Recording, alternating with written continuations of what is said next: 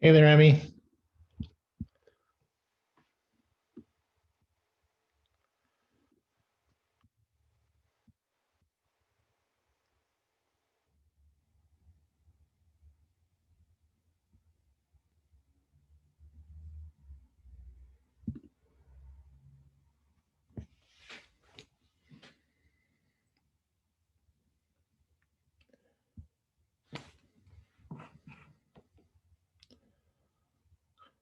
Going to give just a couple minutes before I go ahead and start presenting, but since I'm recording this, everybody can catch up nice and easy, so always makes it easier.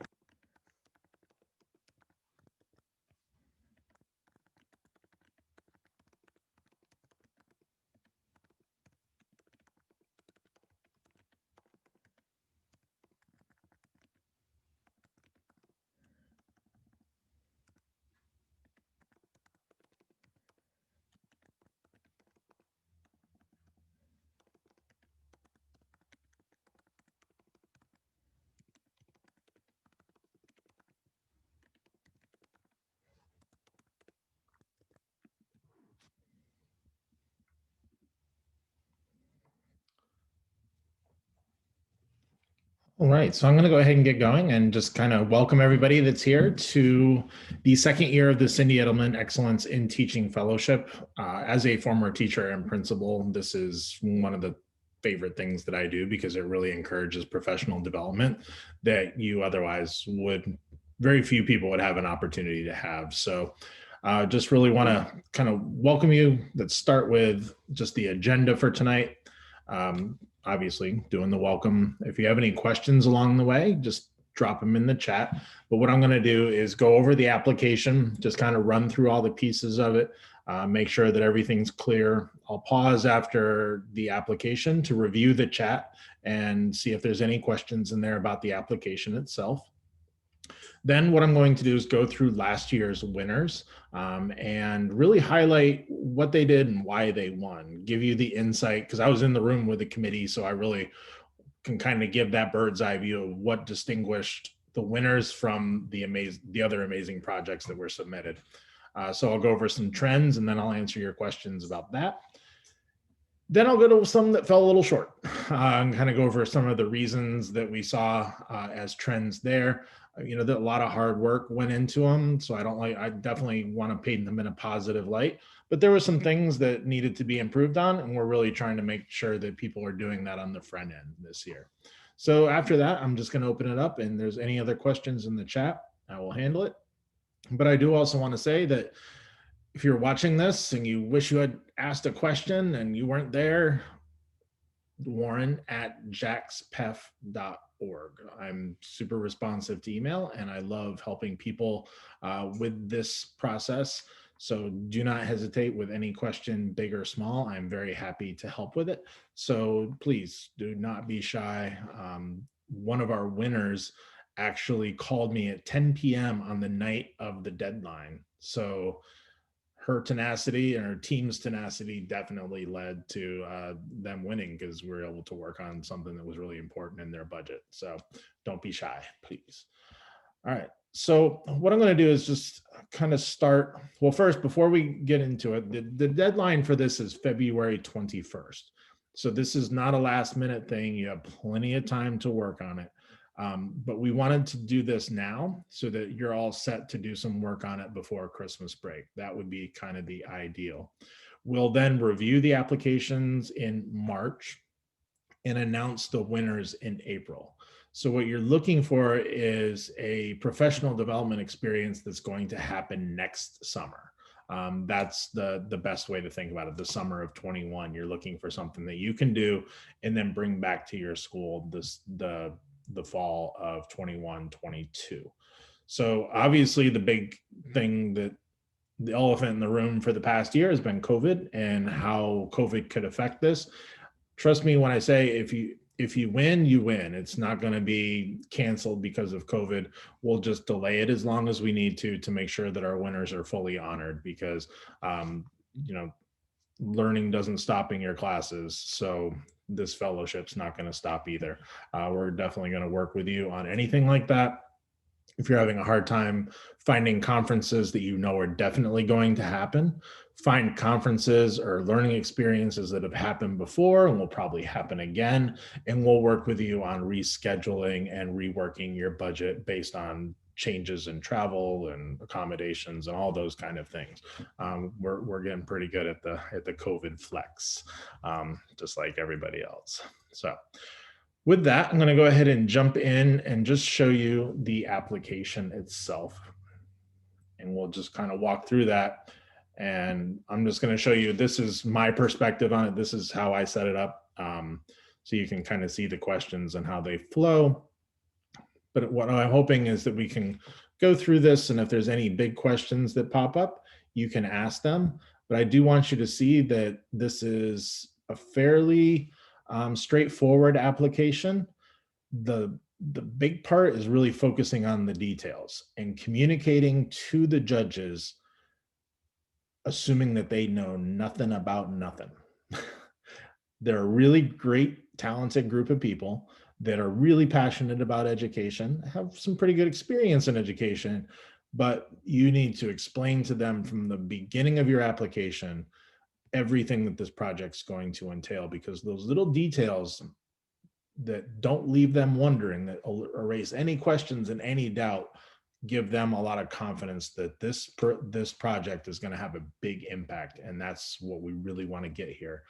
Big impact, big impact on you, on your kids, on your school, on your subject area, on your district.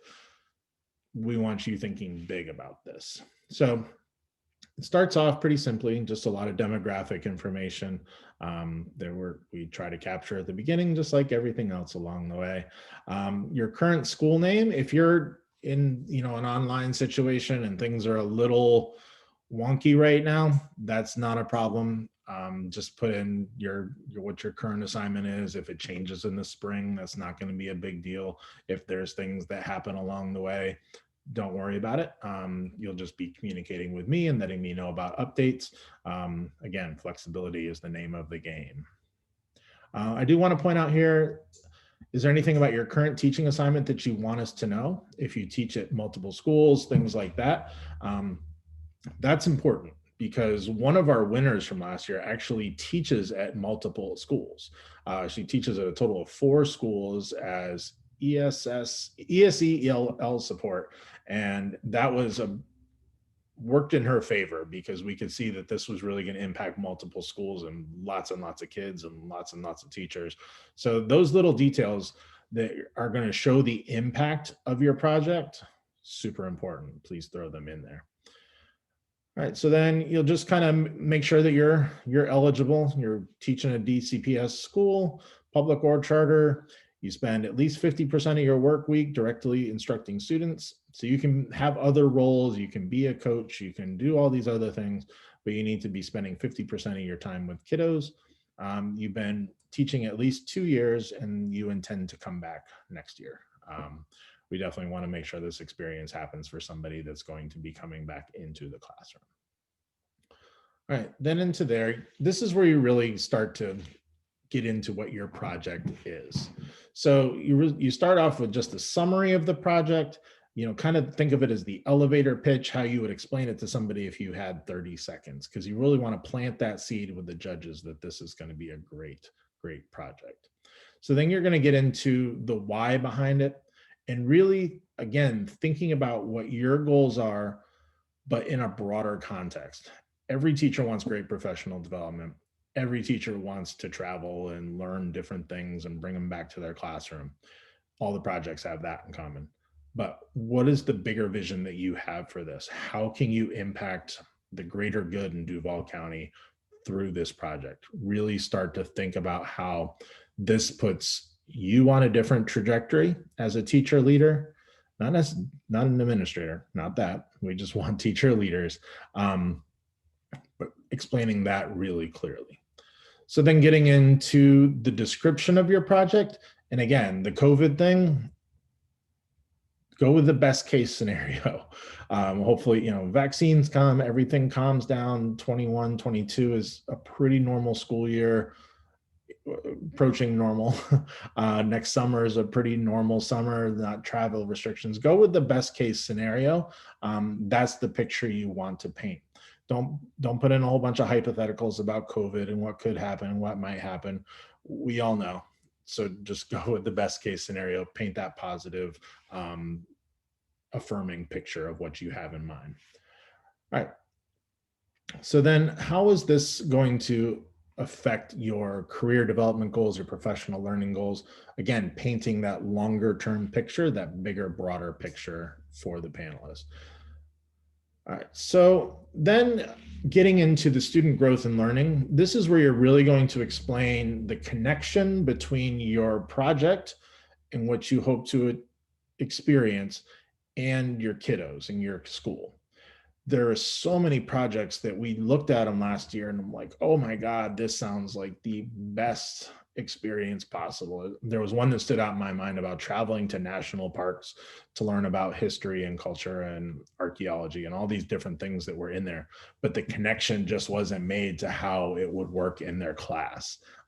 So we're all a little heartbroken and gave that teacher some feedback, and hopefully they'll apply again this year, because it's a great idea, but wasn't fully explained how it was going to work with the class, with the kiddos, how it was going to impact the student learning. So drawing that connection really clearly, again, that brings you back to assume that the judges don't know anything. You have to explain it from the first to the last. They need that picture really explained, because the winning teachers will definitely do that.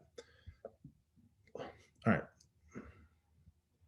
So this is one where the implementation plan, there needs to be some effort shown in how this is actually going to be implemented. So you want to, if not have like a full-on discussion with your principal, at least make them aware of your idea. And if there's any red flags that pop up with your principal or with your administration, you might want to think about it again, because if you're going to do this wonderful thing, you have this great vision about how it could work, but the principal doesn't share that vision, that could run into some problems in the long run. And we don't want that to happen, because, frankly, just from a operations side of this, a lot of the money will flow through your school to make sure that all of this happens. You don't just get a big old check. A lot of this stuff will go through your school. So there's got to be some synchronicity there, and you got to make sure that this does fit into the principal's bigger plans and bigger vision for the school, and is not going to interfere with anything. So 99 times out of 100, this is not going to be a problem at all, but it's definitely one of the boxes that you want to check with this. All right, then really getting into, again, this is where they're looking for the detail. And I would encourage you to think about this as making your thinking visible, where it's clear that you really understand what you'll be doing. You've done the research, you've really gone into what the experience will be like, and you have at least a pretty deep sense of what you will actually be doing there. Again, the start dates and end dates, we know that's going to be hard, but base it on a 2019 example, or whatever the most recent example, if it's a conference, or really map it out if you're thinking about traveling from place to place or place, like that park example. Thinking with specifics. We don't want somebody submitting something that's like, oh, this might be really cool, I'll kind of figure it out if I get this, but I'm not going to do it now. Like, put the work in on the front end, and it'll really benefit you in the long run. So you'll see that, you have to list the country here. That's pretty cool that you have to think about that. All of the winners last year involved some pretty extensive travel, and that's the most common approach to this. Definitely the way I would have gone with it, for sure.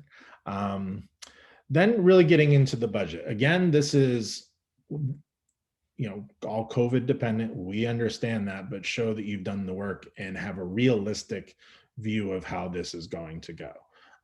You really need to be a detail thinker on this, or have a detail thinker help you. Like, I would have to get somebody that does details really well to help me. Thinking about airfare, lodging, and then food and incidentals, really thinking about travel from a really detailed perspective.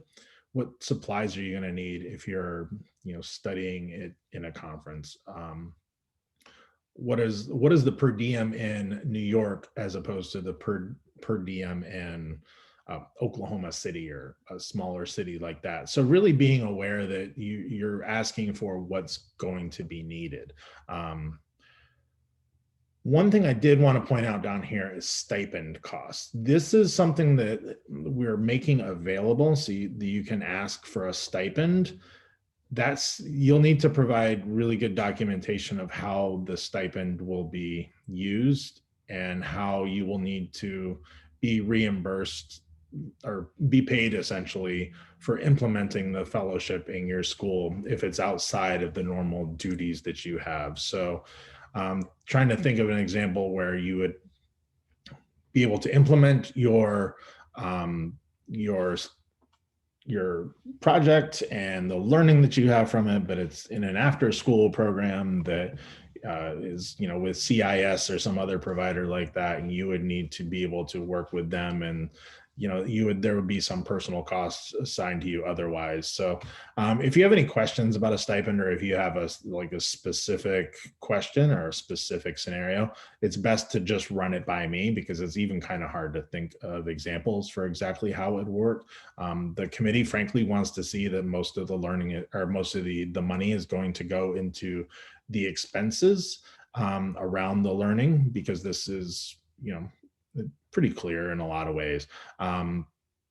But if there is a stipend and you feel it's something that would really be necessary, it's best to contact me about that ahead of time, instead of just like, ooh, you can see the total funding request is up to $6,500, but I've only put in like $5,800 of other costs. I'm going to just ask for a $700 stipend because I want $700. They're going to sniff that out pretty quickly, to be transparent. So don't don't do something like that. I'm sure no one would, but it's definitely something to keep in mind. The $6,500 is the limit, but a lot of the projects that won last year didn't get to the limit. They came in short, which really showed to the committee that the people that were applying were being really specific and really exacting about their planning, which was fantastic to see.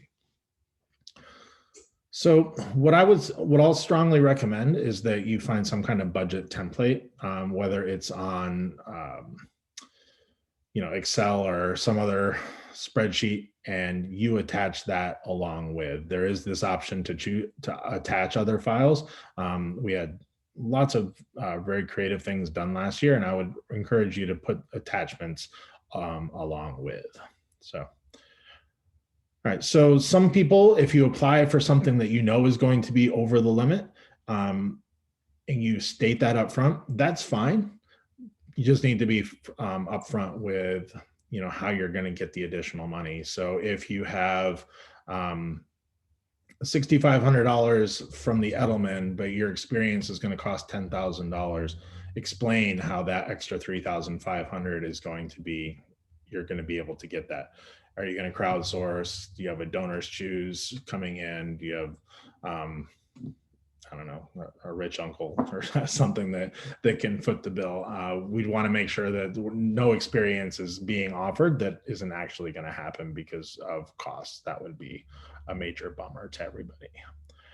All right, and then the rest is really just making sure that your principal is on board with this, that you're open to helping us out with marketing afterwards. We want to hype you up and share your experience and make it as fun for the community as possible, and really just celebrate you. But if you're someone that's not comfortable with that, then we need to know that on the front end. That's pretty important. So, all right, this is the end of the applications. Let me see which questions there are in here. That's weird.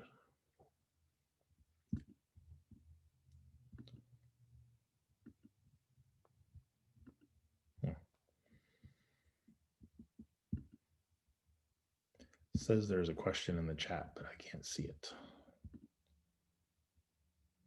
All right.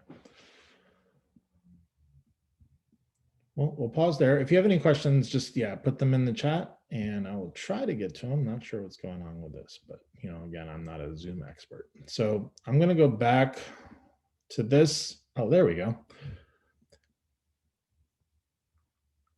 Oh, yes. So Shirelle, yes, this is being recorded and we're definitely going to make it available.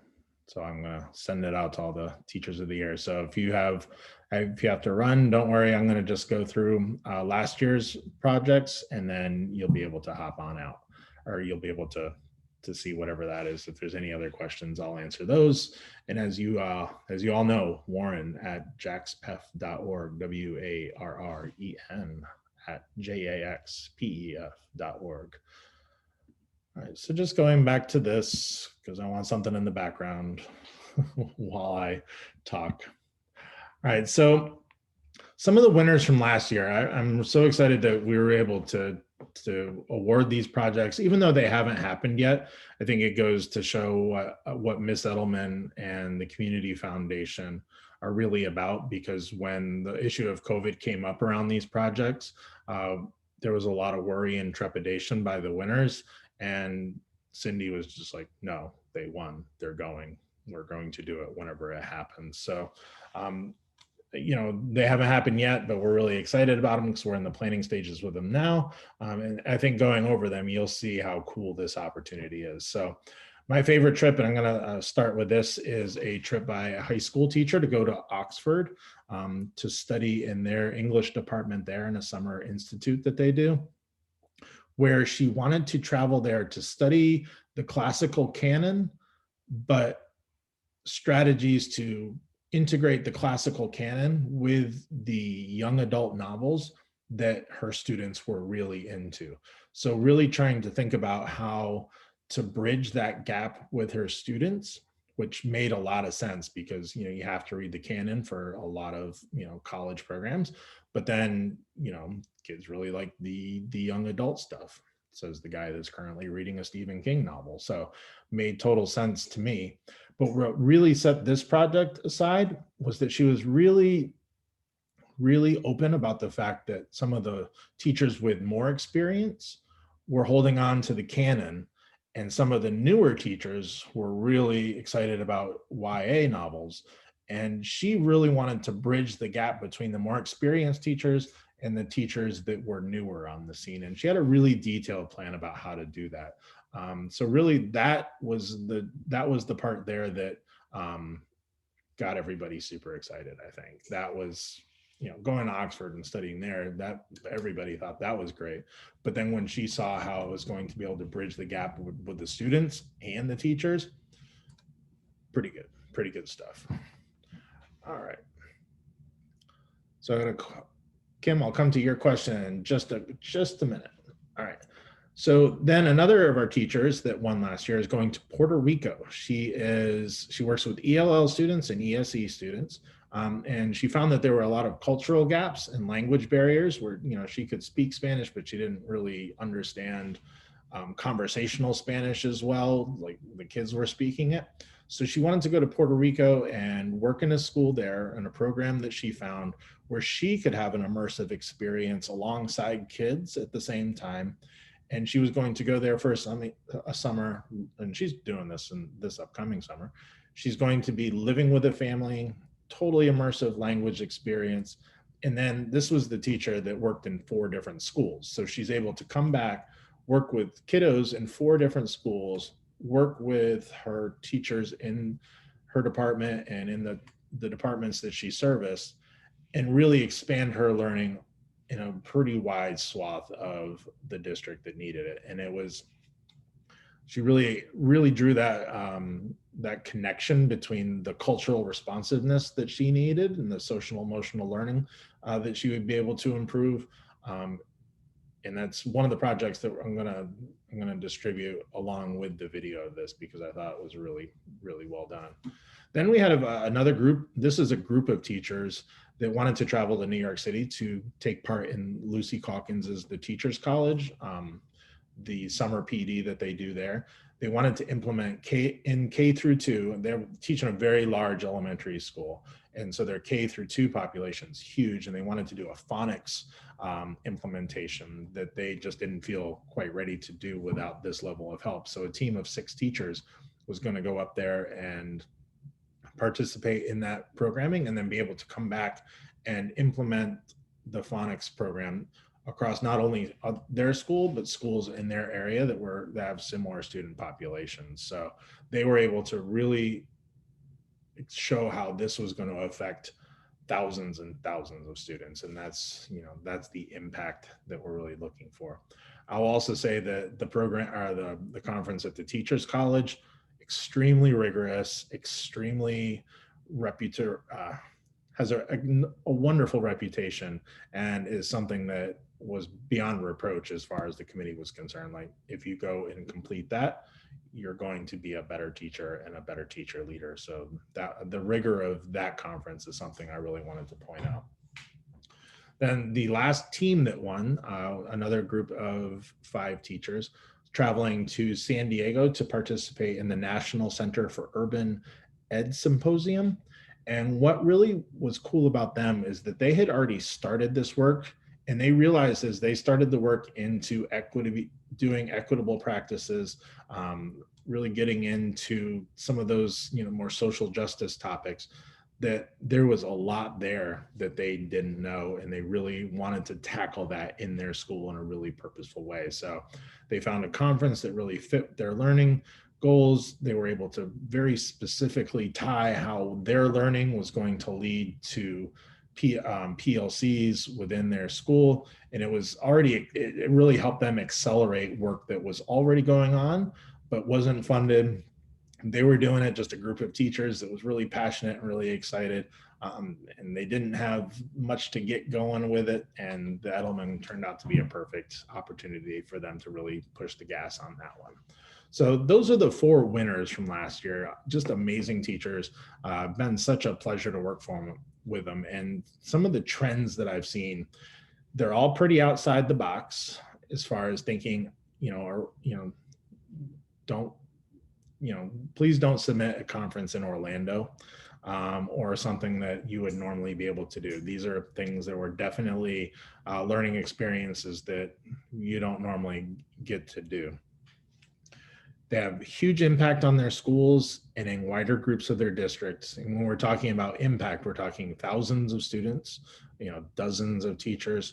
And that wasn't for the committee to figure out. It was explained really clearly in the application. So I thought that was really important. They did a lot of research on their budgets, like down to the penny, some of them. Math teachers, there's something else. And they were able to really show that the money was going to be spent responsibly and was going to have the impact that we wanted to have out.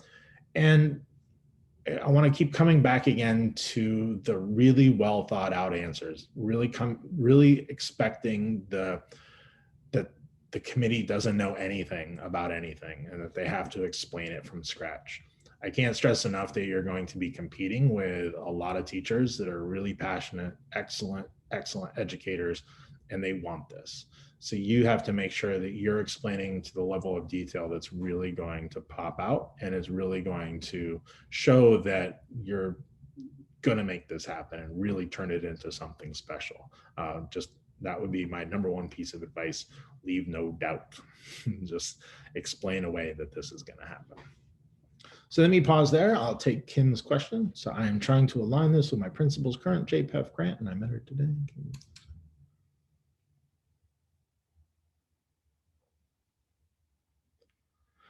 So great question, Kim. Hopefully there's people that are in the JPEF Teacher Leadership Initiative that will apply for this and seek their funding to align with their inquiry project. Anybody, I think we work with anybody that wins the Edelman to do an inquiry project based off it. So TLI is kind of ahead of the game when it comes to that. So I think you can do this both ways and be successful. Ultimately, at the end of the day, it's up to you about if you can find teachers that are really going to go along with you and engage in the work with you, do that. if you think your school situation is more likely that you'll do the work and then teach others, approach it more from the independent or the individual side of this. So the example that I would give is that, it's kind of like a group project at school. You want to have a good group that's going to equally carry the weight of this, because if we get into the team application, the team has to explain how they're going to work together, how they're going to benefit, how it, the pronouns just change from I to we to they. It has to be very clear to the committee that all the people in your group are going to be engaged. If it reads like you're that all-star kid that's just doing everybody else's work, they'll pick up on that. And that's not a bad thing if you're the all-star kid, but do the individual project and explain how you're going to teach others based on what you've learned, which will align with your inquiry project. I think that's a great way to approach it. So I think, hopefully that answers your question. If not, go ahead and put it in the chat. There's lots of ways to approach this, but you want to make sure that you're not, I think even though the committee, not all of them are educators, all of them are extremely talented people that have been enormously successful in their lives. And what they're looking for, first of all, is authenticity. Like, is this a teacher that's going to make this project happen? The last thing that you want to do is throw good money after bad. And so I think that's key, to be just really confident in your approach to this. If you're 100% confident in yourself and you're 70% confident in the team approach, go with 100%. That's always going to be benefited, I think. All right, so hopefully that helps. And I'm going to go on to just some of the reasons that projects last year were rejected. I'm not going to get into a lot of details about the project, because overall we were really excited about the quality of the projects that were turned in. And it's really hard when you're in a situation where you see teachers that want to do amazing things and they're really authentic about it, and it's going to be a good thing, but you can only pick a certain amount of them. That's never a fun thing. So I would definitely, I'm hoping that these teachers will reapply, because there were so many good things in them. But when you're splitting hairs, you've got to make sure that you're really being as perfect with it as possible. So the number one thing that kind of came out as a problem for teachers was the lack of rigor in their conferences. Whether or not you know it, because marketing on a lot of these conferences is so slick, there's a lot of conferences that have good reputations, but they're not actually great conferences. They're well attended. They're probably a lot of fun. They give you good t-shirts and swag bags. But at the end of the day, the content that you're actually receiving is not as strong as you might think. So do a little research on the conference and really get into, ratings of the conferences, the reputations of the conferences, and make sure that there's something that you're going to get bang for your buck. There's, and if you need a little help figuring that out and finding that out, again, it's warren@jpef.org. This is something I spend a lot of time doing, so please don't hesitate to reach out, and I'll give you feedback on what you're looking at. So the next thing is people seeking funding for things that were already pretty well funded. If you have something that already exists in your school, and this is something that is already going on, don't ask for more money for something that's already pretty good. You got to understand that even though the request is awesome, it's a matter of the project competing against other projects that are usually starting from scratch or have, very, very limited resources behind them. So it's never a bad thing to try, but, just being realistic about it, I thought it would be better to be upfront about that. So another thing that popped out, and kind of in contrast to the ones that did win, the teachers that didn't win didn't really draw the experience, or didn't draw the connection between the experience and the classroom. They weren't able to explain how it was going to impact like a unit or their scope and sequence was going to be impacted by it. It was more just about, it was a cool experience and I'd like to share it with my students and I'll make videos, and great, but do a little more work to really connect the work that you're going to do with the content that you need to deliver. So I'm talking about standards that will be impacted, being able to talk about that data in your school, where our students are consistently underperforming in this particular strand, and this is how the impact will grab them. If you can really make that data connection, that's a very strong play. Then some people left it a little short when it came to explaining how the project was going to impact others around them. So great project, unbelievable learning experience for the teachers, but they didn't really think through how it was going to impact others outside of their classroom. And that's, another one of those fine lines that when you're trying to give away this kind of money, you want to make sure that you're able to explain that maximum impact. And then last thing, again, I'll come back to, this is a very talented committee that's been put together for this. And there is a little bit of flair that needs to go into your application. People, when they talk about education, want their heartstrings to be tugged on a little bit. So really reflecting on your writing and knowing that you don't need to be the best writer in the world, but you need to speak from your heart, and you need to really talk about your students in a way that conveys the passion that we know you all have for them. That can be a pretty key element. So I think that comes to the point where you want to make sure that your application is, even if you're applying as an individual, that you're running it by other people, that you're asking them to really look over it. People that are not going to be afraid to give you feedback on it. Really make sure that you're pushing them to give you the tough feedback that you need to really make yourself stand out. So I guess it kind of comes back, I used to be an ELA teacher, so I guess it kind of comes back to proofread. There are at least 2 committee members that are very, very uptight. Well, not uptight, they're very strict about spelling and punctuation. Definitely an Oxford comma crowd. So make sure that all the I's are dotted and all the T's are crossed, and that you've proofread that thing from top to bottom, and that there is not a mistake anywhere. Again, we're coming back to fine lines and splitting hairs. So make sure that there's no little things in there that can set back an otherwise really, really great application. So I guess the last piece of advice that I would give with this, since I don't see any other questions in the chat, is that hopefully this webinar and watching this recording is not the last that you hear from me, that you reach out, you send the email. Happy to share my number with people so you can call or text or whatever, but approach this as a process and as something that this can really be a career game changer, and that's what's really exciting about it. So, ask for help. There's no such thing as a bad question. And when there's more updates around COVID or other things like that, we'll definitely put it up on the JPEF website and in our social media to make sure that everybody's up to date with everything. But we're really hoping that there's nothing but good news from here. And we really hope to see a lot of great applications. So I really appreciate those of you that joined tonight.